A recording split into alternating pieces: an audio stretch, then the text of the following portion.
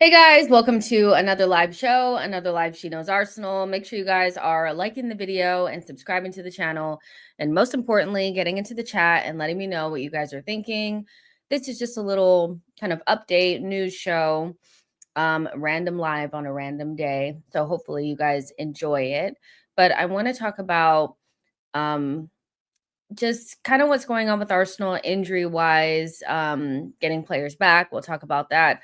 Arsenal in advanced talks with a new scout that was behind bringing in Kvaratskelia and Kim and Jay and other good players to Napoli. So we'll talk about that and kind of anything else that you guys are kind of interested in chit chatting about. Like, I just kind of popped on because I was like, we haven't really done a live that wasn't post match in a long time. So let's just see what the vibes are.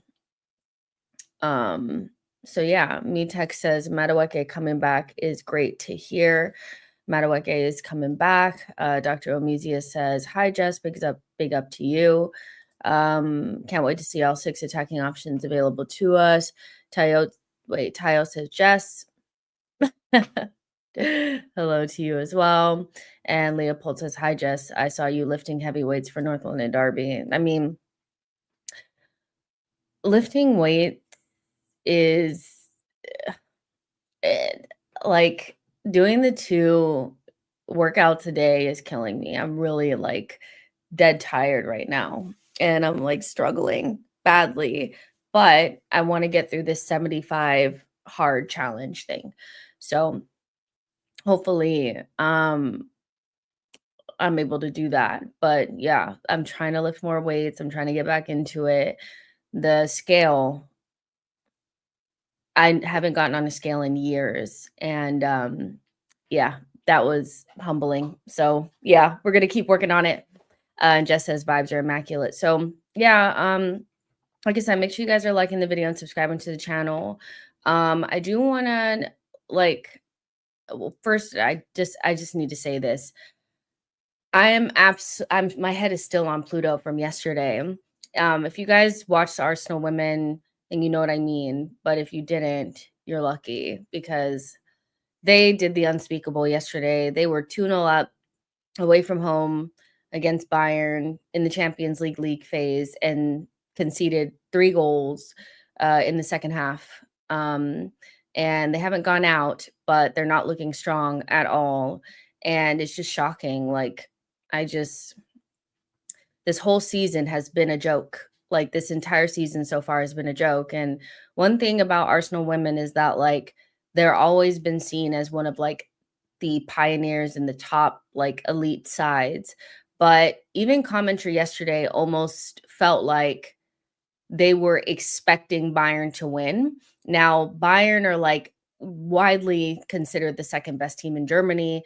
And I was like, damn, even winning a Champions League, they still don't even view you as the favorites. If you had just won a Champions League, they consider you the favorites against almost everyone.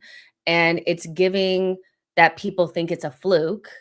And we're playing like it's a damn fluke. Like, we were meant to kind of layer on top of that Champions League to get ourselves back to where we're meant to be.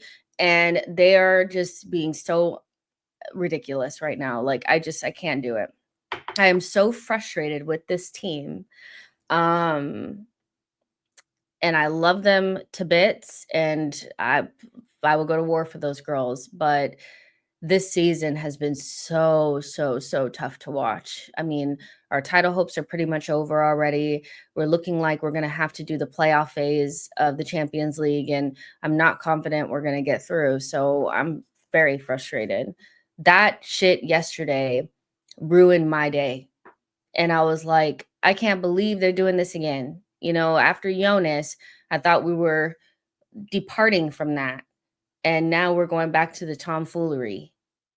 Fuck, The Mr. Arsenal podcast says, evening, Jess. Evening to you as well. That loss from the girls was shocking. Boy says, I bet Jess could get Defoe on here for 30-minute segment to talk North London Derby. Why? No, I'm joking. The equivalent of what they did last season is if Chelsea, the men's team, would win the Champions League. Absolute fluke. You need luck to win trophies, bar the league where the best team always wins at Chelsea women. Yeah, I just think that like Leopold is saying, it's giving Arne Slot. It's giving the girls were just so excited that Jonas was gone that they just kind of like played out of their skin, and they only had one competition to think about because they had already fucked up the league. And so now that they have the league and the Champions League, and they have some injuries because Leah's been out and several other players have been out, they look a mess. They look a mess right now, and they're giving me a headache. Like, they're giving me a headache. Hello, like, can we get better? What are we doing? It's just, I'm done. Nico says, big up, Jess, big up to you as well. Make sure you guys are liking the video and subscribing to the channel. Let's see. And Tayo says, Semenyo or Leao, your preferred. I guess Semenyo. Like, I've never been a big Leao person. I feel like he does one good thing every couple of games, and then people are like gagging for it, but we're not really talking about him outside of there. Semenyo's doing it in the league, probably Semenyo. Bonus points because he's an Arsenal fan. John says, when Madueke said his reception was a bit dicey, I felt bad. He saw all of the reactions from the fans. I mean, yeah, I think the thing about Madueke is that he showed that he has a really good mentality, and that he's been able to perform well at Arsenal despite there being such a big pushback on his arrival and stuff. So yeah, I'm sure that he saw it all. Like, our team is totally online.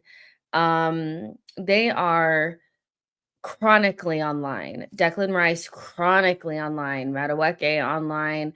We have so many players. Calafiori online. Like, they know what's being said. They know what's being said. It's just about how you react to. And I think his reaction was the most important thing, and he's done well. So much so that, I think people are wanting him to come back and excited for him to come back. I know I'm one of them. So yeah, he's fine. I'm sure he can understand why, even though it's not right. And he didn't let it affect him, so yeah. And if you didn't sign the petition or put it out there, then you're probably fine, but if you started the petition and signed it, you're an ass, so there you go. Johnny says, people been saying bring the Arsenal woman coach to train Arsenal men because she's better than Arteta. People don't understand trophies are won by players' mentality and luck. Coaches only train you.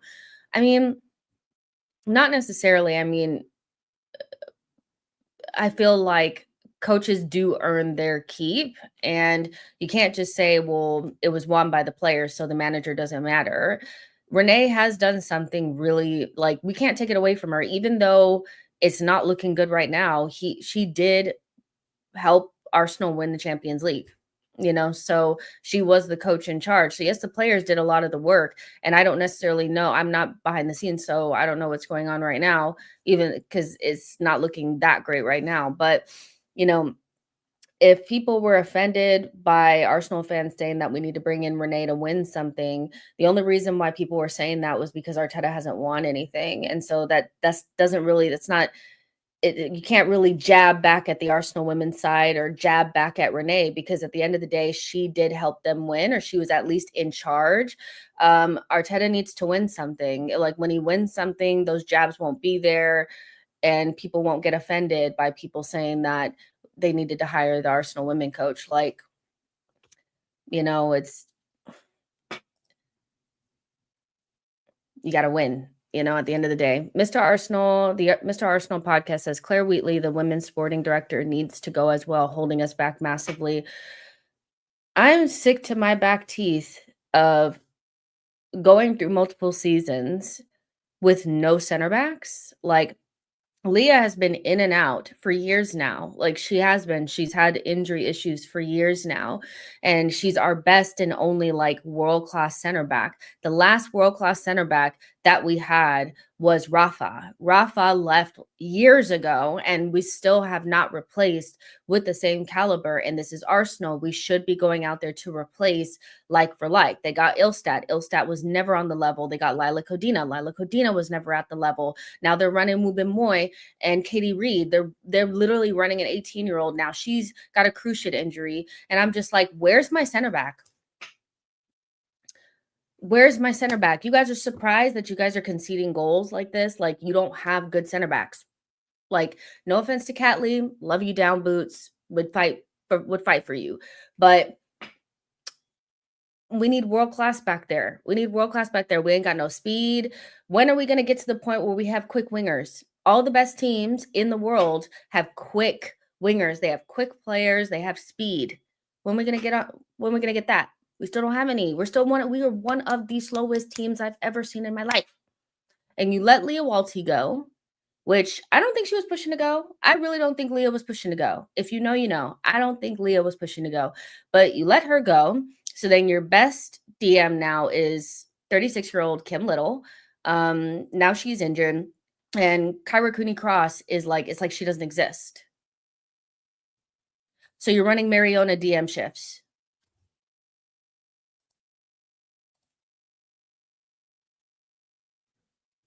I hate it. I hate it. I'm mad. Like, I'm mad. I'm not even gonna lie. I'm mad. Like, yesterday pissed me off so bad. I remember when watching the women was like a luxury. Like, it was just like, well, at least I know they're gonna slap somebody up. Now it's like, you guys are a headache now. Okay. Boy says it's not all luck, bro. You got to make your own luck. You have to make your own luck. And I feel like, people got offended when people were, I think it was tongue in cheek as well, like suggesting that Renee should coach the men. Again, the only reason why those things are being said is because we keep failing to win things on the men's side. And so it's not about people not understanding the game and, the coach doesn't really have that much to do with it. It's just until we get it over the line, those little jabs are going to come, but even though I'm suspecting that a little bit of it was Renee just being at the helm and it not being Jonas anymore, and that the girls just kind of like locked in, at the end of the day, she has a Champions League in her trophy cabinet. And the team was massive underdogs. They had to go through Lyon, the most winningest team in that competition. And then in the final, they had to beat the current champions as well that they won it like twice on the bounce or something like that, Barcelona. So you really can't take it away from her, even though she's really struggling this season. Did you see Saka's TalkSport interview? The reporter wanted to make it as if Arsenal fans were panicking. Saka shut the narrative down. I saw that, Saka was saying that like people's opinions of the team changes like the weather. And I feel like they just don't need to be focused on like what anybody is really saying, because ultimately, again, and I keep saying this, when we drew to Manchester City about 10 games ago, they were saying that our title hopes would be over had we had lost or not beat Newcastle. Now for the next 10 games, we were the favorites. And then now they're switching over to Manchester City and dooming us, so they don't need to worry about what people are saying. They just need to worry about themselves. And quite frankly, they don't need to be worried about the fans either, because at the end of the day, we're wishy-washy as hell. And we are very much so scared. As a fan base, we are not the best fan base to have behind you when you need a boost. So they're gonna have to like really lock in with each other because it's really on y'all. We're going to try to do our best, but for the most part, like if it really gets down to it, this fan base is going to panic. So he just kind of needs to, and I think they understand that it's just them. They can't even rely upon us. We're not reliable, bro. CE says, I don't watch women's football, but you ever think a female coach will make it in the men's game? Yeah, eventually. Yeah, I think eventually. Yeah. I think there's female coaches in other sports now. So I think eventually, but not right now. It's going to take a minute. But I know, like, I can't remember who it is, but I think in the lower leagues, women are a part of coaching staffs. Eventually it will happen. So yeah, let's see what else is going on. Johnny says massive underdogs is completely fair. Metex says I would love a CL for our men's team.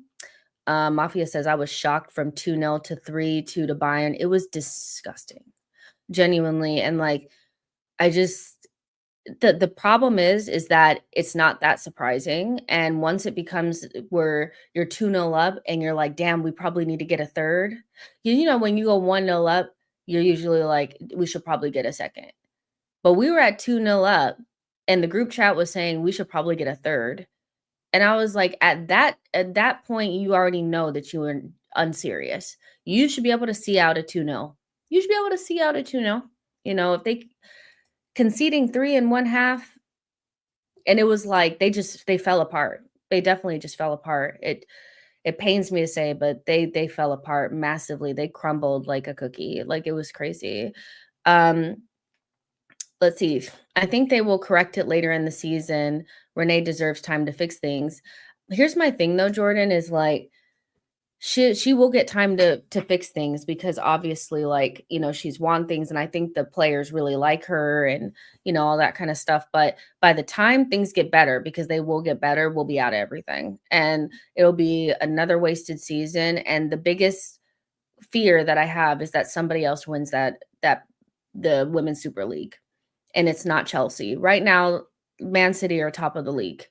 And Manchester United look really good. They slipped up against Aston Villa, but they were really good in the Champions League in this last, a league phase game. My concern is, we're meant to be the team that was supposed to topple over Chelsea and win it. Basically, like Arsenal men, like we had our season where maybe Chelsea weren't at their best. Not Chelsea, City were not at their best, and we didn't win it.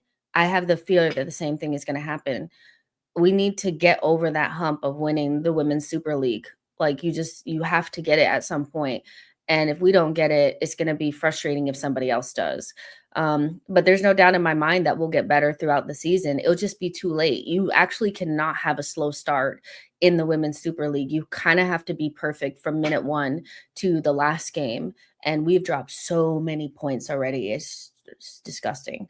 The media. Oh no, wait. Oh yeah. I read that one already. Oh, Saka scored. Saka. That's good. I'm not watching the game. Well, let me see if I can find it and see if I can put it on. Now I'm turning on the England game. But I'm happy for Saka because I saw people were talking shit about it. It was like, Arsenal fans overrate him. We don't. We don't overrate Saka. You just need to get over it. Saka is such a like top quality player. You wish you had somebody like Saka. You wish that your wingers were half as good as him, bro. It's on Fox Sports. Okay, Jordan is coming in clutch with the actual channel. Let's go. But yeah, if you guys haven't noticed, this is a chill stream. We're gonna get through everything, but I kind of just want to, just relax and kind of chill, and chit chat because we haven't really done that in a while. And I know some people are like, we can't sit in on the 2-hour streams anymore, Jess. And I'm like, okay, I'm giving you guys your short form content, but like, we still need to get our sessions in, of course. Let's see, live sports. It says it shouldn't take me like a million years to find it. Benza. Oh, it's gonna make me go all the way to the guide. I'm so lazy. Okay. I will find it. Give me 2 seconds, guys. I know you guys are like, why don't you have this figured out already? And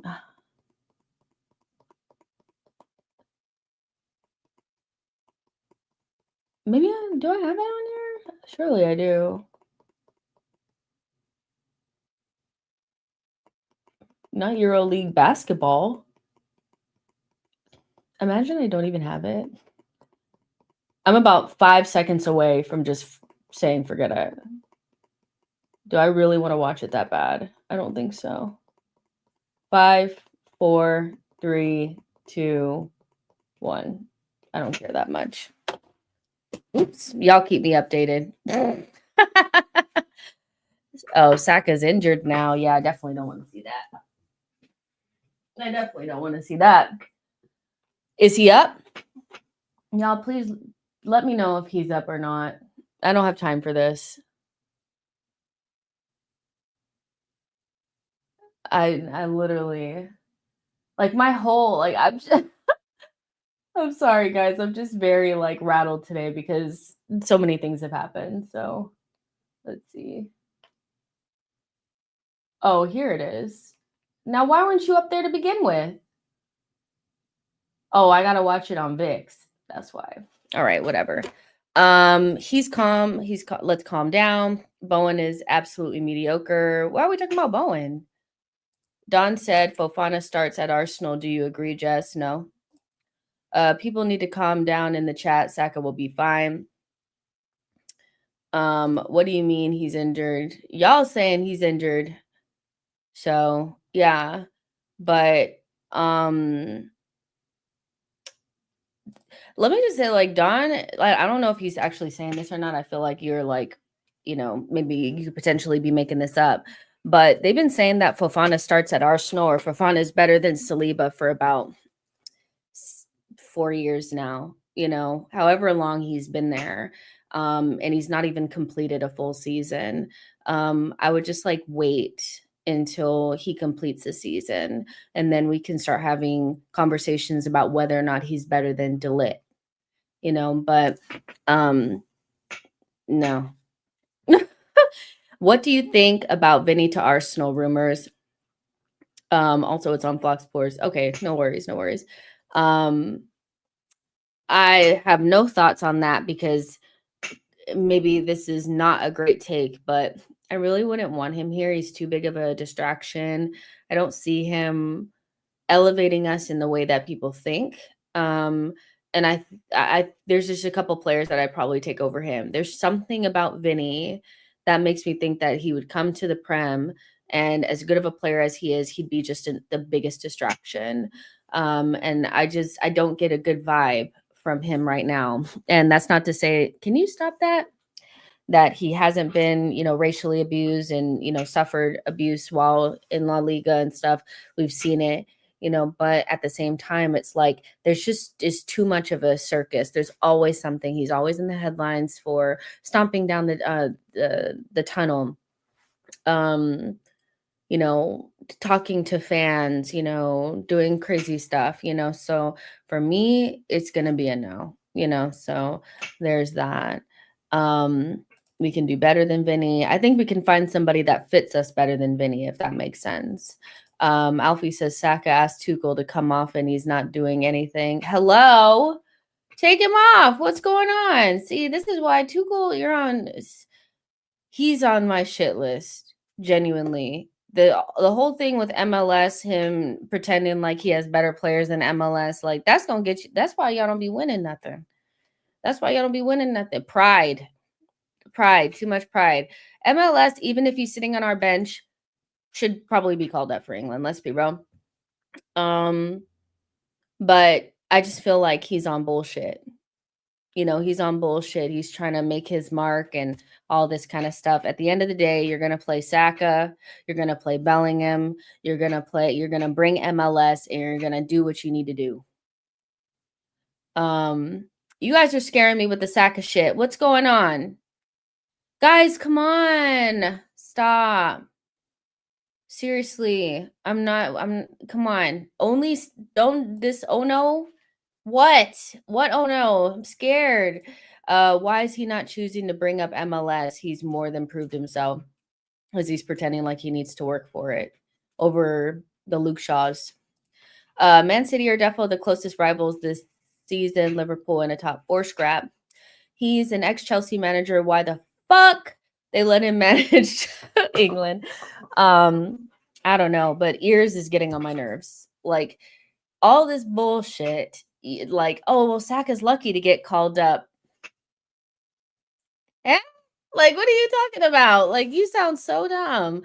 No, he's not lucky to get called up. He's not. Like, he's not lucky to get called up.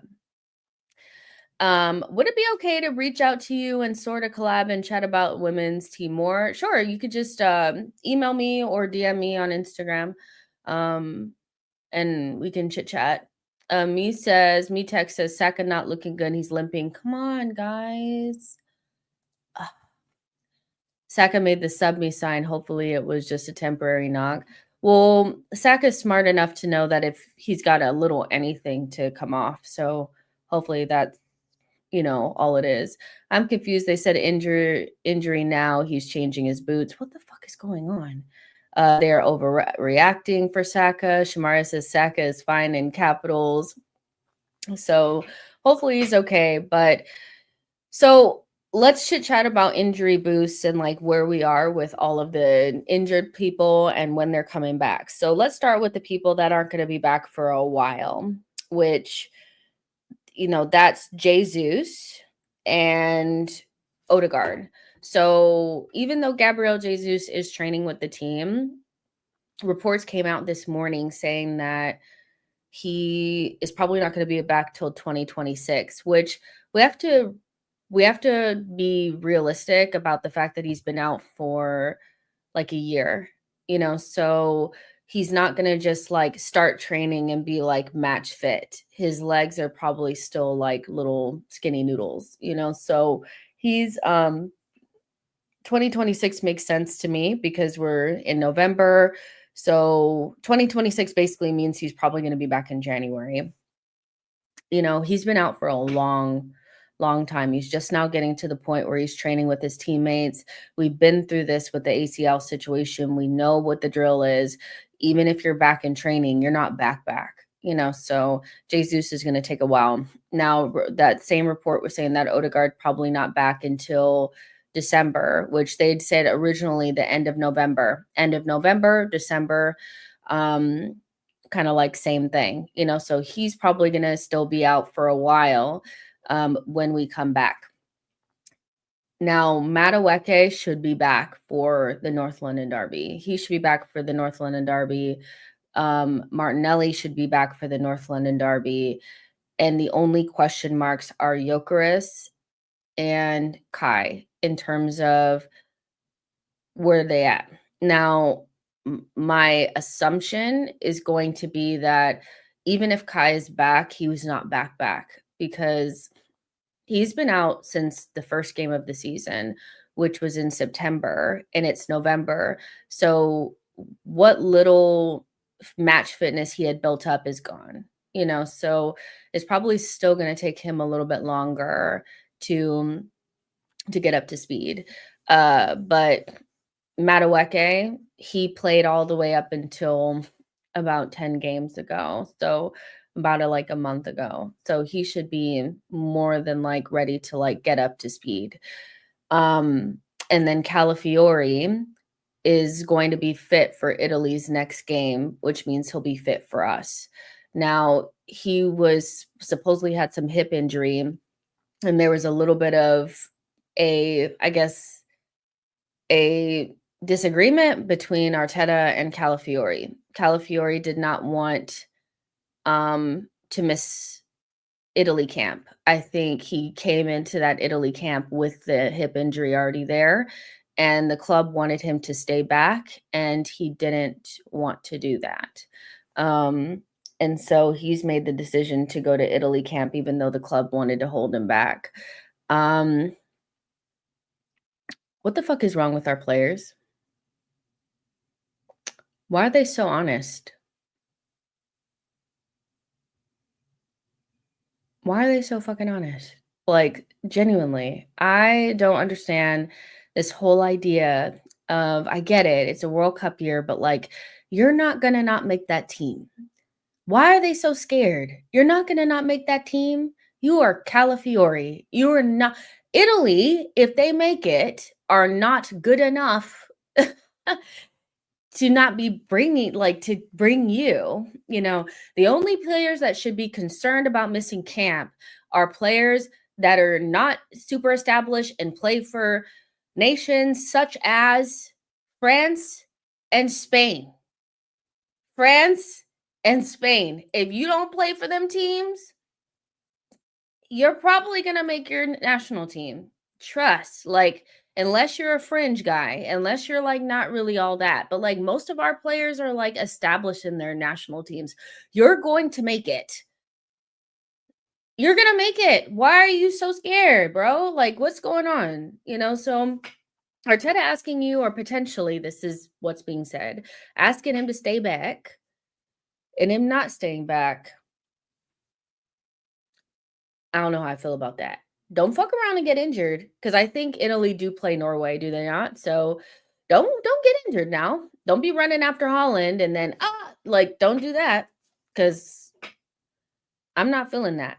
But if he comes through unscathed, he will be fit to come back against Tottenham, and that is a boost because here's the thing.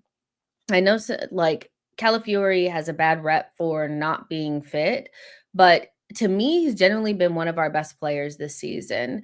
And in those early parts of the season, had he had not been playing well, we probably would have been a lot worse because he was adding everything going on that left hand side. So Calafiori is a big player in this team, and for all intents and purposes, is the starter on that side. So you want your starters to be available to you. He just better not get injured.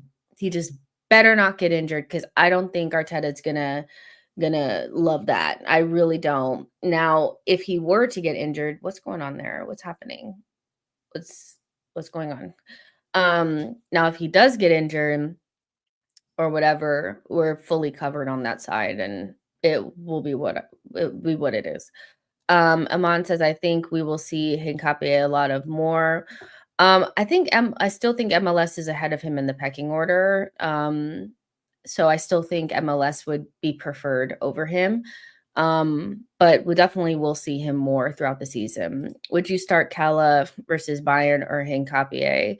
Um, if Cala's fit, I would start probably Cala. I haven't, as much as like I'm excited to see Hincapié, I haven't seen enough of him to feel like we need to drop Calafiori or not trust MLS. So it's not like MLS wasn't one of our standout players in the Champions League last season. So as I get that, I feel like because Hincapié is still like the only thing we haven't really fully seen, people are trying to force him into the 11, but we literally don't have to. If Calafiori is fit, he'll start. And if he's not available, then it'll end up being MLS. And then if he's not available, then maybe Hincapié. There's no reason to be forcing him into anything right now. Um, let's see. Alfie says, I reckon Arteta don't win anything this season. He might walk like Klopp. I think he'll win something this season. It's 2-0 in Portugal game, Ireland game. Maybe the backlash from his interview is affecting him. It's 2-0 in the Portugal game, Ireland game. Maybe the backlash from his interview is affecting him. Who? If he gets injured, despite Arteta advising him not to play, Calla will find it hard to get back into the starting 11 because Arteta don't roll with that shit. Trust is a big thing for Arteta. I agree with that. Barack says, Hincapié is the physical backup for desperate times. Yeah. Oh, Ronaldo. Got it. I kind of thought that that's who you're talking about because I know he did do an interview. But guys, I'm going to keep it real. I really try to I watch a lot of football stuff, but once I'm done with football, I'm really on my reality TV and stuff like that. I'm really not interested in what the fuck Ronaldo has got to say. And until he's retired and he does like some sort of retirement interview, I'm not trying to hear what he's got to say. Like, I'm pretty sure he's not my type of people. Do you know what I mean? So like, I'm really not trying to look for little tidbits and sound bites from Ronaldo talking about shit outside of football. So if he was talking about stuff outside of football, I'm really not trying to hear it. I'd rather stay in my bubble of reality TV. Oh, and by the way, if you have Peacock, you guys need to watch All Her Fault. That is one of the best like limited series that I've seen in a long time. I love those, the twists and turns, the mystery, the whatever. Please go watch it if you guys have Peacock because it's so good. But like when I'm not doing football stuff, I'm watching Housewives. Sorry. Just don't worry. It's a good thing to have interests outside of football. Why would we drop Calafiori if he's fit? Some Arsenal fans have a strange agenda against Calafiori. I feel like we've spoken about it before. I think it's several things. The injury record is one thing. And then like once they've latched on to something, they make it your whole personality. So Calafiori can be fit this entire season. People would still be like, yeah, but he's injury prone. Like, do you know what I mean? And then he just came in a summer window where I think people were so disappointed in the summer window that it was like, I'm disappointed in the summer window and I'm conflating that with the players not being any good. Does that make sense? So it's like Calafiori and Marino get kind of wrapped in this narrative of like, they're not really that good because I didn't like the summer window and that's not what we were meant to have. But two things can be true at the same time, that we had a shit summer window that summer and we didn't get the things that we needed. But those players are also good players that contribute, So, and Calafiori would have been the starter last season had he had been injury free, So I think people have to keep that in mind, especially when we're talking about MLS, because we basically had to get into a big injury crisis for him to come in. So Calafiori is the starter. Metek says, I like Cala, but we need to rotate. And he needs to come off at the 65th minute. Every time we get to the 65th minute, I am dying for Calafiori to come off because I don't know if he's tired or what, but he just starts grabbing and giving up fouls and shit. And I'm like, you're so good until like the 65th minute. Then you got to come off, bro. Like, hopefully we start taking him off a little bit sooner. To be honest, I do think Ronaldo is heavily misunderstood by the football community, and that's fine. Like, here's my thing is I'm not committed to misunderstanding him. I'm just not particularly interested in understanding who he is off of the football pitch. There are certain players that I am very interested in knowing more about them because they're interesting. But he does not interest me in any way, shape, or form. So if he's doing some sort of interview or something, it's highly likely that I'm going to ignore it unless I need to know about it for like work. He's just not somebody that I'm particularly like, I need to know what Ronaldo thinks about. Not so much. But I do like watching his girlfriend's reality TV show. That's fun to watch. So yeah, but that's if Calafiori can avoid injury or whatever in this game against Norway for Italy, then he'll definitely be fit for Tottenham. We should have Madueke back and Martinelli back. I still think it's unclear what's going on. I know they said that they are anticipating Gyökeres being back, but I'm not quite sure. I haven't seen anything about him positive. With Kai, I think it's still going to take a while because he's been out for longer, and Odegaard and Jesus are still out for a while. So essentially, coming into these next games, I think we are absolutely desperate for players to just stay fit for like 5 games. I know it's hard. Stay fit for like 5 games and players to come back. Martinelli, Madueke would be a huge boost for us because I think we need some more forward, different players up front more than anything else. Midfield and defense is fine. Like, we know we're going to pretty much run the same midfield and defense every day. It's fine. And we have options defensively. And in midfield too, if we want to change things up. But up front, yeah, we need some new players to come back in. Nico says, only thing that annoys me about Calafiori is that he gives away needless fouls. I hear that. I definitely hear that. Just, I think it's because MLS lacking game time, and also Tuchel didn't call him up for the England games is a reason why maybe Arsenal fans don't like Calafiori. I mean, but they didn't like him before this. Like, MLS was getting called up frequently and consistently for a while, and they didn't like Calafiori anyway, so I think that adds to it, that people are kind of concerned that he's not going to make the England squad. I also think it's because they get easily rattled by rivals saying like, "Oh, well, MLS, he's not that good because he's not getting called up." But like Jude Bellingham's not starting for England and didn't get called up the last round because Tuchel is trying to play Billy Big Balls, So it's like, who gives a fuck? We know what MLS is, and if he went on the market tomorrow, they would be gagging. They would want him. It's just I don't I feel like people are too concerned about what rivals think about our players, right? But MLS, he's gonna get his chances. I actually don't really believe all this loan shit. I just kind of think that, first of all, that David Ornstein co-signing that Indy Kayla has given him license to just completely lie unprovoked on a daily basis about everything. Oh, Semenyo's asking for a move in this in January. Oh, Arsenal are open to loaning MLS out. Fuck off. We're not loaning no MLS. Be so fucking for real. He's not gonna leave. Like, he's gonna get chances. It's just I think honestly he needs like that middle section of the season, like right now, is going to be where MLS is going to start getting more playing time, because we're going to have the festive period and we're going to have so many games between like now and like January that there's no way he's not going to play. So like everybody just needs to calm down, like just relax. And like, to be honest, like this whole like, oh, you need to be playing, I'm going to be really interested to see what happens with O'Reilly, because when Ait-Nouri comes back, surely he's going to start playing and he's going to drop to City's bench. I bet you the rules won't be the same. Tuchel is a big-eared idiot that's running around trying to play Billy Big Balls. I'm not trying to hear all that. I know I glitched for a second, but I'm not trying to hear all that. Like, he'll get his chances. Like, he's 18. Like, it's not deep. Come on. I'm looking forward to Arsenal versus Bayern versus Chelsea.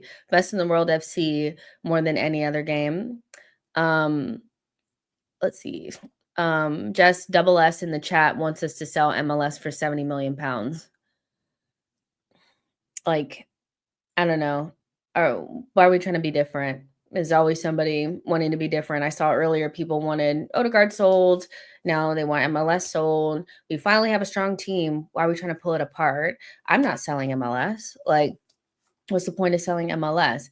Every time that we get into a good period, I want you guys to notice what happens whenever we get into a good period. When we're in a good period and things are going well for us, one of the first thing that happens is the media start to make up rumors about players being unhappy. They make up rumors about players being unhappy, players wanting to leave, players not wanting to stay, players not wanting to sign new contracts, and it all ends up being bullshit at the end of the day. Saliba wasn't going to stay. Saka wasn't going to stay. We weren't going to be able to get Ethan on another contract. It's just bullshit. Every time we're in a good period, they want to undercut somehow. And I wouldn't be surprised if it was just, well, if I was MLS, like somebody like, let's see, we're a bunch of idiots sitting around a table trying to figure out what we're going to write in our next article. Well, MLS not making the England squad. If I was him, I'd be looking for a loan if I'm not starting. Oh, he probably is kind of look for a loan. Yeah. And then they just start making this shit up. Like, it's like, come on. Every time we're doing well or things are going well for us,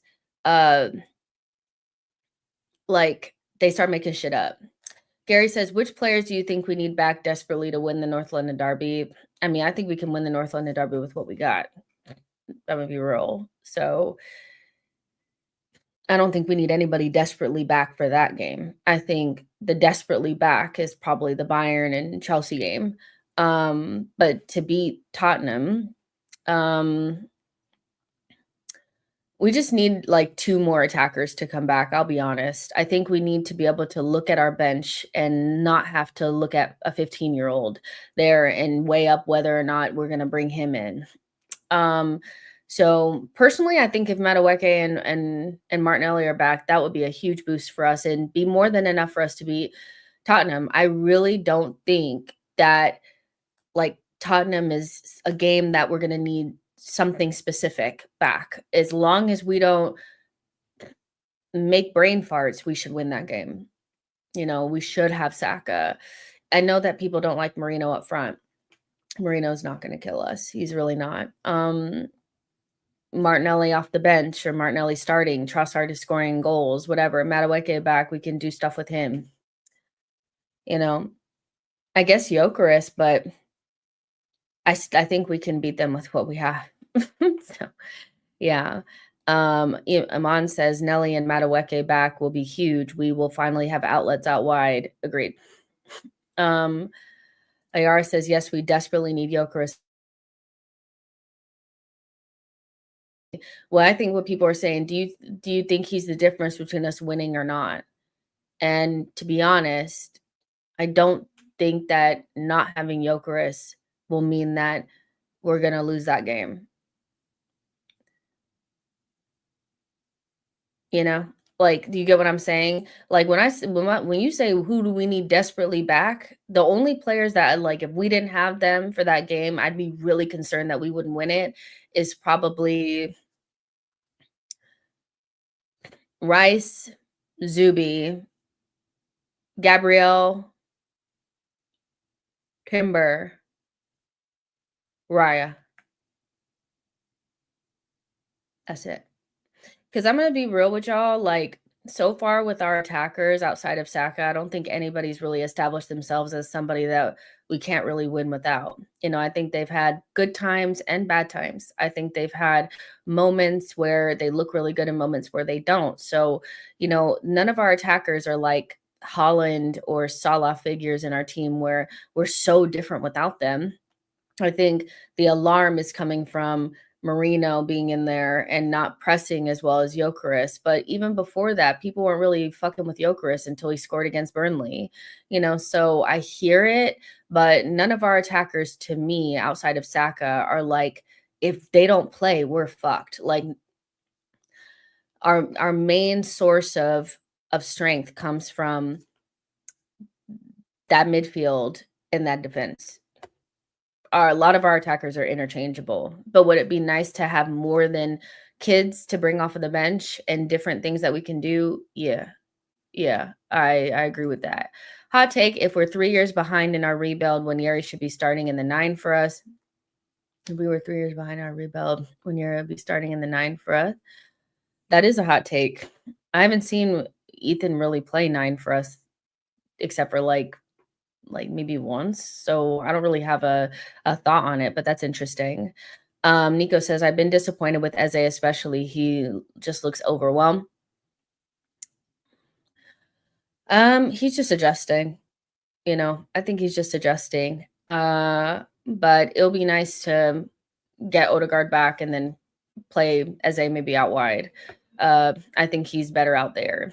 That's just my take on that. Let's see. They're saying I'm freezing a lot.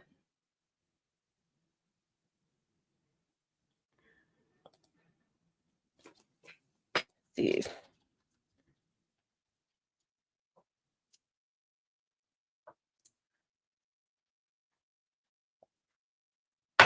Let me know when I'm back.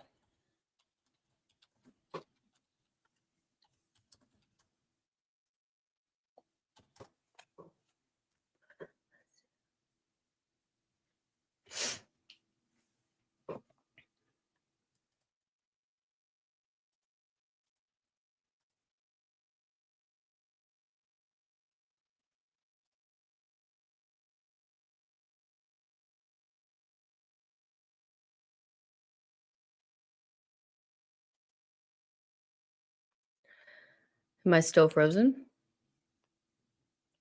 Or am I back? Because I'm just waiting for you guys to tell me. So Holland alone is worth more than your entire front line. Fair enough. Eze is fine, man. Why man? Worried. He's chilling. When the team needs him more, he'll show up. People are saying I'm like completely frozen. I can see myself. Hold on.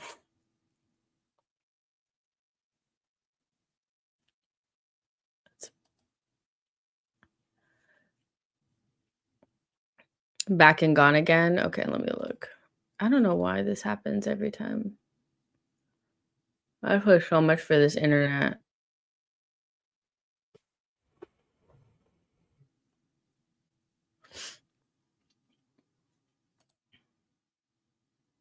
Oh yeah, I see it. I am like super frozen.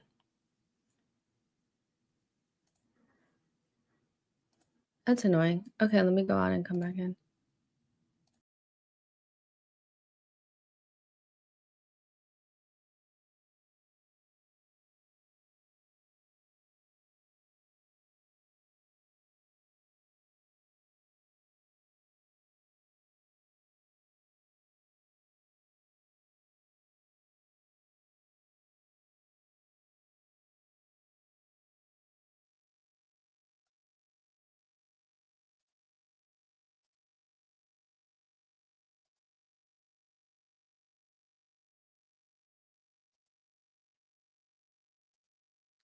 Yeah, it's like my internet went down.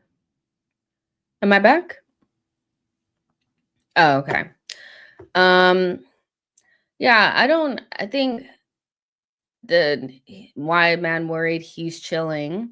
I feel like the reason why people are worried is because there was a huge emphasis on him being the difference between us winning something or not. Um, After we signed Eze, the whole thing about us being title contenders or title winners changed off of the back of just that one signing. And I also think that a lot of people know that he has not locked in that spot, and Odegaard's going to come back and get his spot. I think that's what it is. He was never losing his spot to begin with, but yeah. City Pool has got to be the friendliest rivalry in EPL. There are more Liverpool fans on their knees begging for City to win than City fans. Yeah, it's the weirdest thing. I've never seen anything like it, I'll be honest. Um, let's see. Why are people excited about City peaking but not Arsenal? Because nobody wants us to win. Eze looks a bit like Grealish syndrome. He is used to counterattacking non-possession football. And I just, it's just the grass isn't always greener. And sometimes it's like, it's not as easy as people think. When you play a completely different system and your whole game plan is like based on you having lots of space, time, and you can basically just make one or two passes and boom, you got an assist. It's hard to come up against these deep blocks every week. And trust and believe as we get further on the season, there'll be more deep blocks. There'll be more teams that are just more interested in keeping us from scoring than anything else. And I think he did so well coming off of the bench against City. There was like no pressure on the ball, and he was able to make that pass. But I feel like when he starts the game with us, and especially when he's in central spaces, he doesn't know how to get into positions because really we just vacate central spaces. Nobody is really, that's not really how we do things against deep blocks. And I feel like he's struggling a little bit with that. But I think our team in general has a difficult time trying to figure out how to break down the blocks. And it's not just an Eze issue, but Eze's fine. He's just not what people kind of, I think, marketed him as. And they're not giving him time to adjust. And they also need to just remember that, like, just because you don't like certain players doesn't mean the manager and the club or don't like those players. Like nobody's going to come in. I'm going to be really honest with you guys. Nothing has really happened so far this season where I feel like Kai and Odegaard spots are gone. I'm just going to keep it real. I think they'll be starting as soon as they're fit. And it's fine. Like it's not that deep. Marco says Eze could improve, but I think he's been good overall. I think he's been good overall as well. At least he's doing something unlike the best midfielder in the Prem with a record signing. Eze is trying to understand our system. He will be fine. Look how hard he works off the ball, etc. He's doing well. Eze has already won us 4 points while adjusting. I also think he had to play way more than anticipated.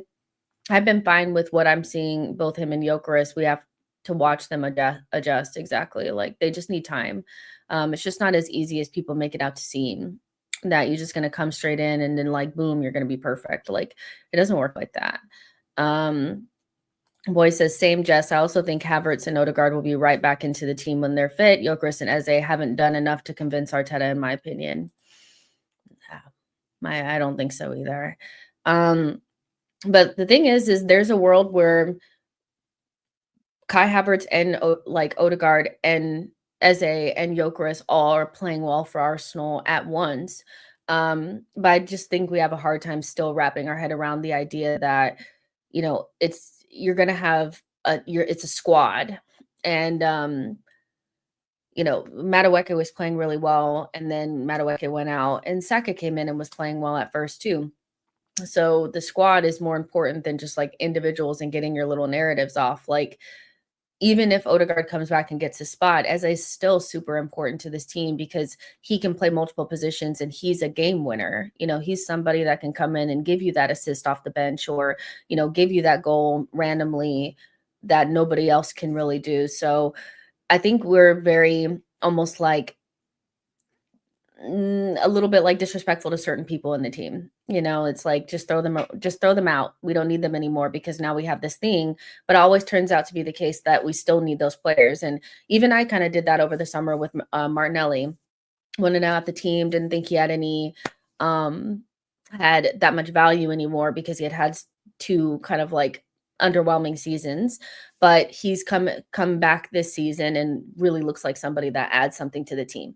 Just like Trossard, Trossard is somebody that a big part of this fan base really just do not fuck with him, and he's pretty much been our best attacker this season. So I just think that there's like a world where we can just get excited about all the players and not just always try to pin them up against each other and player FC. There is no MLS or Calafiori. It's MLS and Calafiori. It's not Eze or Odegaard. It's Odegaard and Eze, and so on and so forth. It's not Kai or Gyökeres. It's Gyökeres and Kai. We're not going to win shit without a whole squad. We're not, so yeah, we just have to get used to it. Well, I don't think we're used to having a squad either. So I think that that's a part of it. A good reminder to everyone that Nelly Fan Club is still accepting new members. Rest. Gyökeres has been good, though. His hold-up play and pressing are good, and he's been improving. Believe that once he's fully gets used to our system, he will definitely deliver. He's been good. He has been good. Trossard is a sweetheart. Even Anne Hathaway loves him. I love Trossard. Like this is a Trossard friendly channel. We love Trossard around here because one thing about Trossard is he's getting big GA, and you got to be careful about just throwing GA in the trash, especially when you're a team that doesn't have that many clinical finishers, I'm sorry, but for me, Eze drops to the bench when Odegaard comes back from injury because you can't drop Trossard in this form. It's going to be interesting, but I feel like we also have to remember that once Odegaard comes back in December, that somebody else may not be available. It's just you just never really know. So we'll see. I'm actually really interested in seeing what we were trying to do when we had Zuby Rice. Well, Zuby actually wasn't in. So what was happening in that game?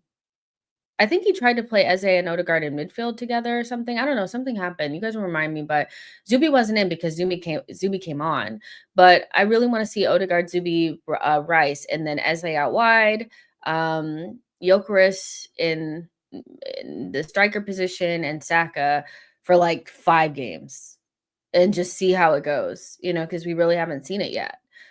We saw Eze and Odegaard play together for 26 minutes, and that was it. And it was over, because Odegaard got injured. So, yeah, I'm interested in seeing, but we're going to see a bunch of different combinations before the end of this season. Before the end of this season, we're going to see a lot of different combinations of players, We haven't seen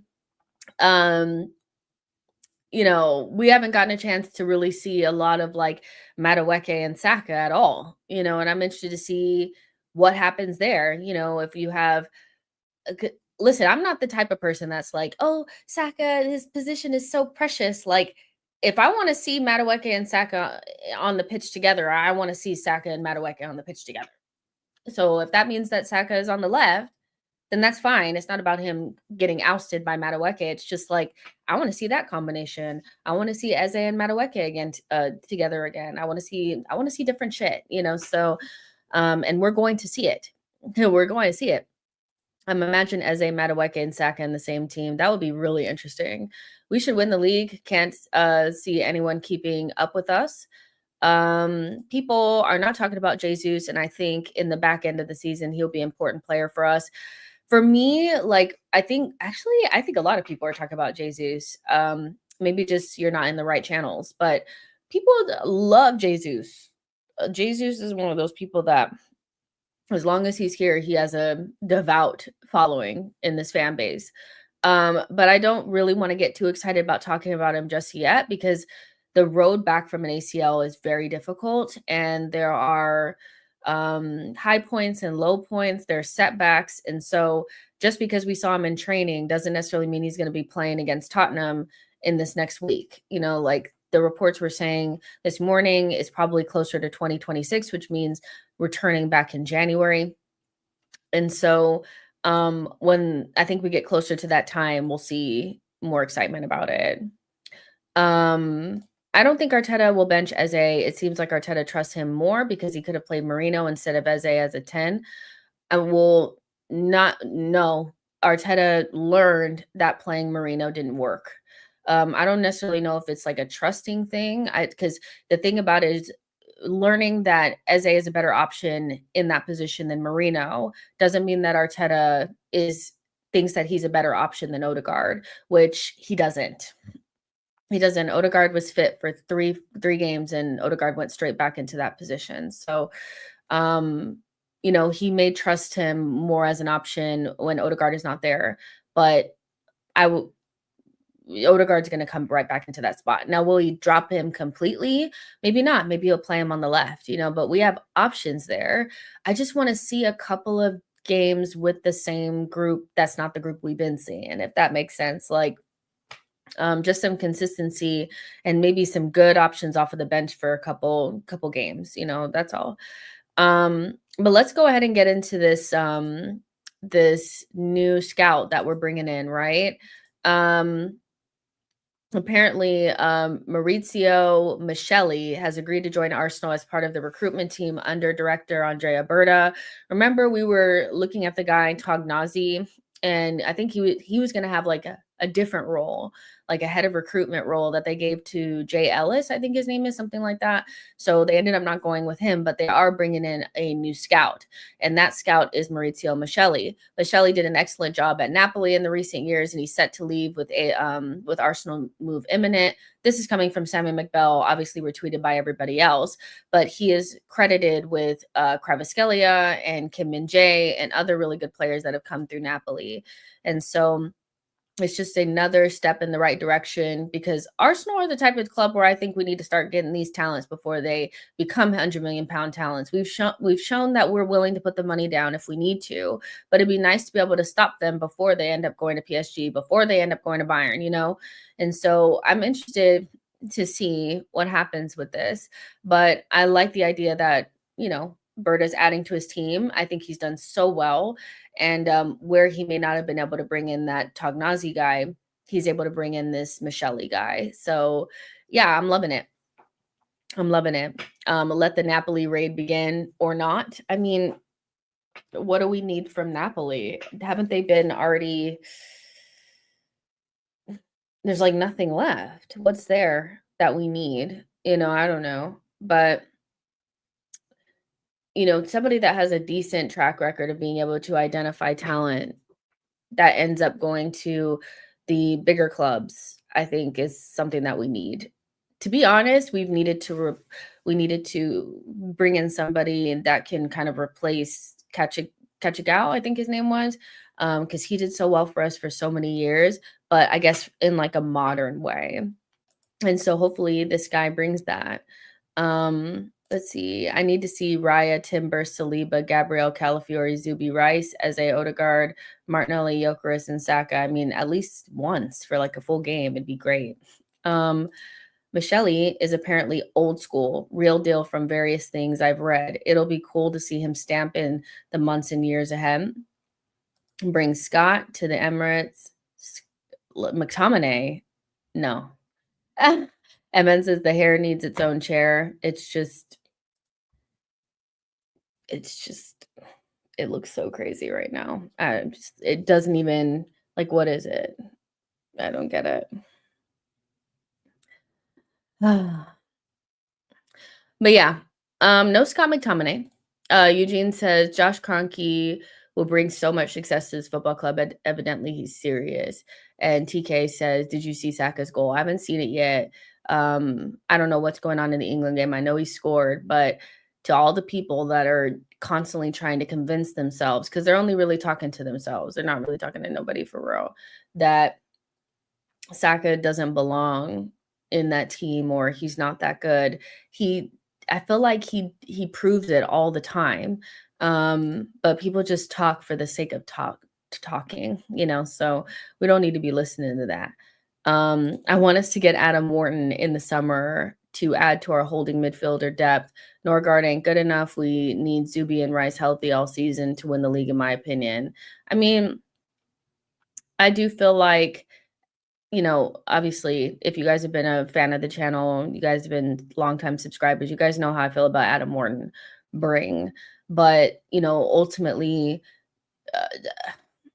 we're just not always the way that we're set up right now. If I'm Adam Wharton and I'm like 20 years old and I'm starting for Crystal Palace, if I'm looking at a team and the people in front of me are Declan Rice / Zubamendi, I'm kind of looking at that as maybe not the best option when, let's say, a team like Liverpool is probably going to be looking for like a starting DM. I do think that they'll move Gravenberch out of this position after this season and do something different. Or Man United will slap the money down because they missed out on Rice and they're not going to want to miss out on the next great English midfielder, so I don't know if we're going to be his number one option, but would I want him? Of course, like, he's great. But there are other, DMs across Europe that we could go get that probably will maybe fit where we're at in our squad building a little bit better. But of course, you know, we need to replace Norgard. Norgard was a short-term fix, so he only has like what, a 2-year deal, so he's not going to stay forever. And my early assessment of Norgard is he's not as good as Jorginho, and we wanted Jorginho gone. So yeah, we'll have to figure that position out in a little bit, but it's not anywhere near an emergency. Let's see. Saka is generational. Boy, don't care. He keeps scoring. I love him so much. Abba was killing me on this live stream. Expressions came out of nowhere and started roasting him. He also said he went to Chelsea because he thought it'd be okay since Giroud did well there. I did see he was on Troops' stream, I think, which is random. Nico says, go and get Buadi. That's somebody that I feel like we should go get. I feel like he'd be cheaper. I feel like he's really talented. And we're not, Adam Wharton, when he's going to end up at one of the big six after this season, most likely. I know that Crystal Palace are trying to lock him down, but he'll go for 100 million and he's probably going to go to somewhere he's going to start. Or someone that's looking to replace an older figure there. I just think he's going to end up at like Man United or Liverpool. It just feels like that's what's going to happen, but we'll see. Part 2 also said it was safer for his family and that Barca only had enough to keep one of him or Depay. Listen, Aubameyang, I wish you the best. Like, you're still doing well, still scoring goals. But I still think that it was the right time for him to move on. I think we needed drastic change, and anybody that wasn't a part of the program needed to be moved on. And there was friction between Aubameyang and Arteta, and only one could prevail. And it ended up being Arteta. It is what it is. Yeah, I wish him the best. No harm, no foul. Going to Chelsea, it didn't hurt me at all. I didn't give a fuck. He had went to Barcelona first. So it is what it is, but I wish him the best. It's right person, wrong time kind of thing. I mean, he not even really that because he scored lots of goals for us, but at a certain point, it just became like we needed to pretty much start over. So it is what it is. Um, do you think we're in as much of a transitional phase as City and Liverpool? Or are we not allowed to say that?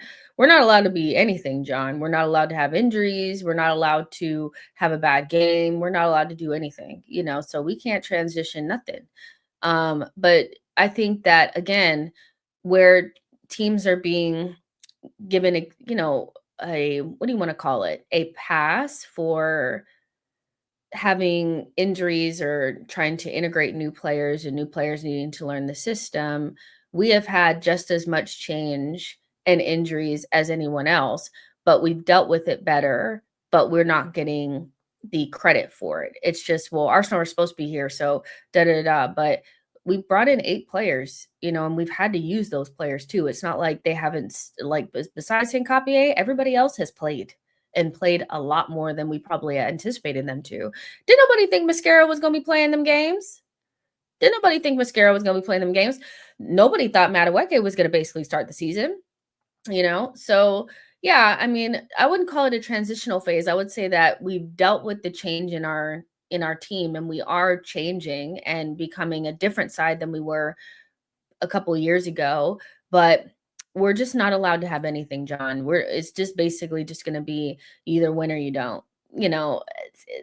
As soon as you say, well, we've had injuries, that you can't have injuries and the excuses. It's like, well, we do have injuries, like, but injuries aren't supposed to affect us. New players aren't supposed to affect us. None's supposed to be able to affect us.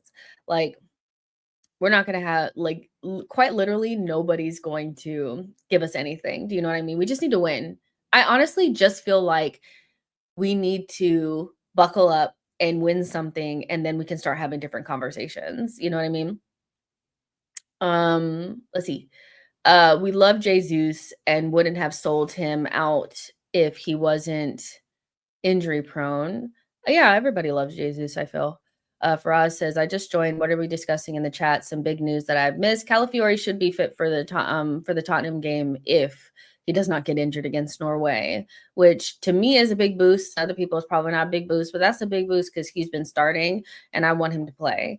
We also talked about Maurizio Michelli, the new scout that's coming in for Arsenal, and a plethora of other things. We've pretty much just been chit-chatting for like an hour and some change. Duddy Biggs, thank you so much for your super chat, says, I did a chat GPT analysis on Arteta's top 6, not big 6 record for the past 5 years after all teams played 5 games. He's 21, 7, and 22. This points from a possible 9. So this season, worried. Wait, what? I did a chat GPT analysis on Arteta's top 6, not big 6 record for the past 5 years after all teams played 5 games. He's 21, 7, 22. This is 2 points from a possible 9. So this season. Oh, okay, I kind of get what you're saying. Not like the top 6 teams. So what I don't understand about this, is this the top 6 from last season, or is this the current top 6 whenever we play?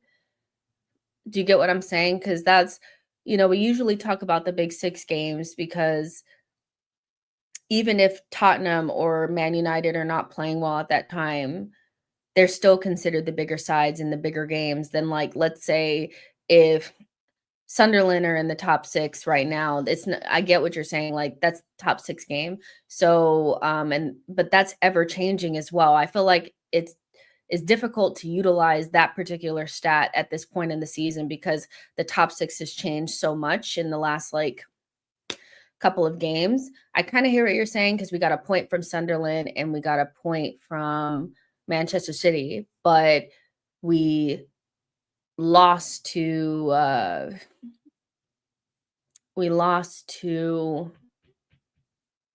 Liverpool.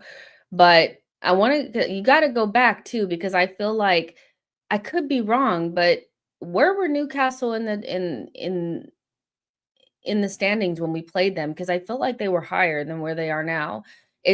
I don't know. I feel like you have to use the big six and not the top six because things change. But we'll know where we're at after today's game, or these next two games. We're Tottenham now and Chelsea in the standings. Sorry, I'm losing gas, guys, because I'm like, I need to eat.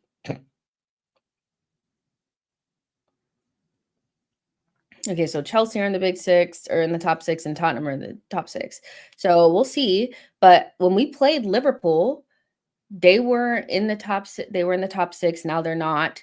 I could have sworn Newcastle were a lot higher earlier on in the season. Maybe they weren't. I don't know. Crystal Palace were up there at one point. So I don't know. But we know we have a good big six record. So the top six feels a little bit disingenuous only because that's ever changing throughout the season, you know. Um, and we're top of the league. So now with Tottenham and Chelsea, they will count as big six / top six. So we'll know where we stand. I hope that kind of makes sense, but I just feel like everything changes so quickly throughout these first like kind of 10 games that, the top six really doesn't matter. We know the games like this. We know what games really matter, and it's the big six games. City play on Saturday. They can go a point behind us. Yep, that's how math works. City in 23-24 didn't get a whole lot of points from the big six, but they still won the league. Yeah, we kind of just need to beat the teams that we're supposed to, and we've had it backwards. And usually we're so good against the big six or the bigger teams, but we drop way too many points to the smaller teams. We've had several seasons where teams like Fulham or Aston Villa have taken points off of us. And that's actually been the bigger reason. Like we'll go through a period of time where we'll just drop points to West Ham and Southampton. Yes, Liverpool was wrapped up in there, but if you had those additional 4 points, you probably would have won the league, because we turned around also and lost 3-0 to Brighton, in that whole period of time where we were trying to win in 22-23. So for me personally, if we beat the small teams, we're going to have enough points against the big teams to do well, you know. Gary says, Eze is so live at left wing. I'm just wondering why he isn't that live at the club. Trader. Well, he was really good for us on the wing, but people convinced themselves that he had to play in midfield and he would be great there. And he probably will be fine there at some point. But Eze is so good at, first of all, there's going to be more space on the wing, I feel, than central areas. That's going to give him more of the feel like he had at Crystal Palace. And his main job on the wing is just to delete the man. And he does that so well. So he was good on the wing. When he came on against Liverpool on the wing, I thought he was good. He deleted his man several times in like 20 minutes. He was good against Leeds in the wing position. Like he's good on the wing for us. Mid-table teams, the bane of our existence. I agree. I think our bigger issue is we could afford to drop more points to the bigger teams like City, Liverpool, whatever. But what we can't afford to do is like drop points to Fulham, consistently, West Ham, teams like that, so yeah. Faraz, thank you so much for your super chat. Says we have Havertz, Jesus, Madueke, Martinelli, Odegaard, Gyökeres out, and people say we are making excuses for injuries. I hate this narrative that we can't talk about all of our attackers out. Love your content. You keep it real. Thank you so much. I really appreciate that. This is why I'm just like, we're allowed to feel like we have injuries. Like we've had the second most injuries in the league so far. So we've quite literally had injuries. Just because you don't drop a shit ton of points doesn't mean the injuries aren't affecting you. And I don't feel like at any point in the season that I felt like Arsenal have felt like their best, like the best Arsenal. You know what we look like when we're playing really, really good. When we're playing really good, you just know it. Like it's a different feel when we're clicking. And all of last season, it never really felt like we clicked for like 5-6 games ever. And then the season prior, it was really like the back end of the season where we clicked. This season, I haven't felt like we've clicked at all from attacking perspective. We're scoring goals and we have like the third most goals or something like that. But and we haven't had a period of time where I feel like the GA and the performances are matching together with like more than one player up front at a time. So yeah, and that probably is because Havertz hasn't been there. Madueke was here and then gone. You know, Odegaard in and out. Gyökeres out now. Martinelli out now. At a point, Kepa was out, and I was like, "How do you get hurt?" You know, so yeah, we've had injuries, right? Um, and we're allowed to say it. We just need to see how we look when players come back. But we need to get some sort of some flow, you know, some flow with the right players in the right positions. That I wish you guys could see the dogs. I wish you guys could see the dogs and what they're doing right now. I hope we can hit a better gear after we have some players back. That's what I'm hoping for as well. That Sunderland game still hurts minutes away from 3 points. I hope it doesn't cost us, that's for sure. John says for Sunderland, I just think Marino was the main problem we had because he doesn't press and he drops deep to pressure on his own defense because he's so bad when he's deep on the pitch. I don't know. Is Marino the reason that, like with Marino, let me just think, like we were really poor in the first half, but I don't know if that's because Marino was just so bad. I don't think anybody played well in that first half. I don't. And we conceded and then we came back and we really could have scored like 4 goals. Saka had a chance where it was on his left and he just kicked it wide. Zubi had a chance where he kicked it wide. We hit the post, you know, or we hit the bar. So we really should have probably been, before we went into that last little period, probably been 3-1 up, and we were only 2-1 up. But even with Marino on the pitch, we created a shit ton of chances, probably should have scored more, and we're up 2-1 in a difficult game against a good team. So I don't know. I think Marino probably keeps us from playing our best, but there's a world where Marino played and we came away with all 3 points. And that's what I was more focused on than like, there's never going to be there's never going to be a game where if Marino plays up front, we're at our best. Like Marino is just always going to be like a couple of levels below. But was he the main problem? We were 2-1 up. Like, and we were creating loads of chances with him on the pitch. I don't think Marino was the main problem. I just think Marino is not stopping Saka from getting past his man. Marino is not stopping Declan from not getting bullied by Ballard, you know? So I don't know. It's a tough one. I think he's being made as a scapegoat because people don't like him, and he played. But ultimately, like, we were 2-1 up with him on the pitch, and we created quite a few chances. So, yeah. But Marino, for me, is a player that, you know, there's certain players, like if you play Norgard, that doesn't mean you can't win, but you're not going to be at your best, you know? And I think he's just one of those players. Saka is about to play 90 minutes today. To quote Hussam, Tuchel, you have made an enemy of me for life. I mean, he's definitely sabotaging us. Like the whole conversations. Hey, stop it. The whole conversations about MLS and Saka being lucky to make the team at one point, it's just bullshit. And he's, you know, now he's trying to sabotage. Why is he playing Saka like for 90 minutes? Are you sick? You know, but we also, our players need to, I know it's hard to say because we're going into a World Cup year, but y'all need to also take that into your own hands. The amount of players that know it's a World Cup year and play for big sides called out. Lots of them, you know. So, but our players are always just gotta be cute, gotta be nice, gotta always do the right thing. I need you to call out of work every once in a while. Marino got an assist for Saka's goal, and he had a shot last minute of the game and maybe win it if not for Ballard. People are doing too much with the Marino hate. There was just no, hey, stop. Yeah, no, I can't see the Marino being the main reason. Yeah, I don't think he was the main reason. It wasn't on Marino that Raya came out and missed the ball, you know? So that's where I sit with it. We're all have opinions, you know? So yeah, but listen, guys, let's go ahead and get out of here because we've been chit-chatting for an hour and a half and I'm hungry, you know? So yeah, but make sure you guys like the video and subscribe to the channel, and I'll see you guys in the next one. Bye, guys.